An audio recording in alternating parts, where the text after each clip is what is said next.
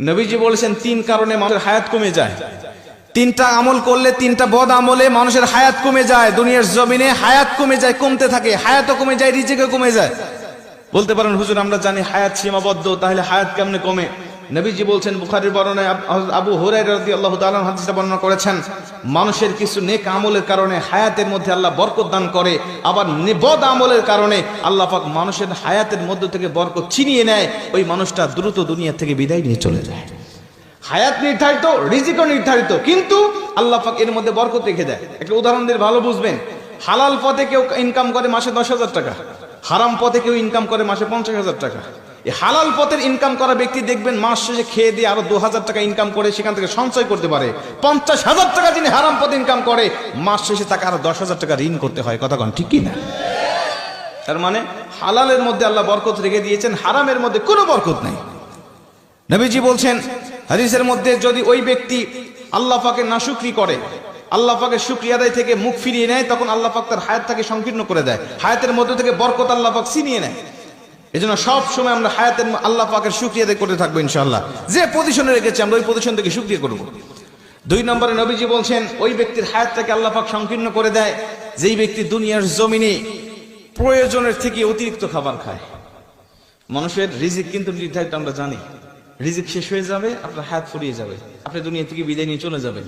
একটা দানা যখন আপনার জন্য আর পৃথিবীর এই প্রান্ত থেকে ও প্রান্ত ফেরেশতারা খুঁজে পাবেন না, আপনার রিজিকের ব্যবস্থা হবে না, সেদিন মালাকুল মউত আপনার কাছে উপস্থিত হয়ে যাবে। খাবার খাবেন, হিসাব করে খাবেন। 3 নম্বরে নবীজি সাল্লাল্লাহু আলাইহি ওয়াসাল্লাম বলছেন, ওই ব্যক্তির হায়াত আল্লাহ পাক ফুরিয়ে নেয়, কমিয়ে নেয়।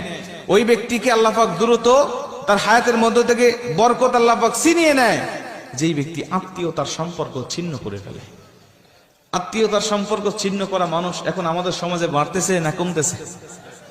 আমার হক আমার বোন পাবে, আমার বোন আমার বাবার থেকে হকটা নিয়ে চলে গেছে। আমি বুঝেছি আমার বোন কেন আমার হক নিয়ে চলে গেল, আমার ফুফু কেন হক নিয়ে চলে গেল। আমি তখন থেকে আমার বোনের সাথে, ফুফুর সাথে আমি সম্পর্ক ছিন্ন করে ফেলেছি। ঠিক না ঠিক? অথচ আমি আমার বাবার সম্পদ ভক্ষণ করতেছি, আমার কোনো দোষ নাই। আমার বোন আমার বাবার সম্পদ ভক্ষণ করলে আমার বোনের দোষ হয়ে যায়।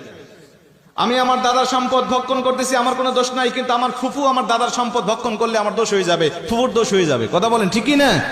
এই সম্পত্তির জের ধরে আজকে অধিকাংশ আত্মীয়দের সাথে আমাদের সম্পর্ক ছিন্ন হয়ে গেছে। আজকে আমাদের সম্পর্ক ভালো নাই। অথচ নবীজি বলছে, যেই ব্যক্তি আত্মীয়তার সম্পর্ক ছিন্ন করে, ওই ব্যক্তির জন্য জান্নাত একেবারে হারাম করে দেওয়া হয়েছে। আজকে দেখেন আপনার আত্মীয়র মধ্যে কার সাথে সম্পর্ক আপনার ঠিক নাই, মাহফিল থেকে গিয়ে আপনি তার সাথে সম্পর্ক জোড়া লাগানোর চেষ্টা করবেন। বোনের সাথে কথা বলেন না, বোনের সাথে কথা বলেন। ফুফুর সাথে কথা নাই, ফুফুর সাথে কথা বলেন। চাচা ভাতিজার সাথে সম্পর্ক নাই, চাচা ভাতিজার সাথে সম্পর্ক জোড়া লাগিয়ে ফেলেন। কসম করে বলছি, নবীজি বলছে, যারা আত্মীয়তার সম্পর্ককে রক্ষা করে, জোড়া লাগায়, আমি নবী আর ওই বান্দা একই জান্নাতে থাকবো। আল্লাহ পাক আমাদের আত্মীয়তার সম্পর্ক রক্ষা করার তৌফিক দান করে। জোরে বলেন আমিন।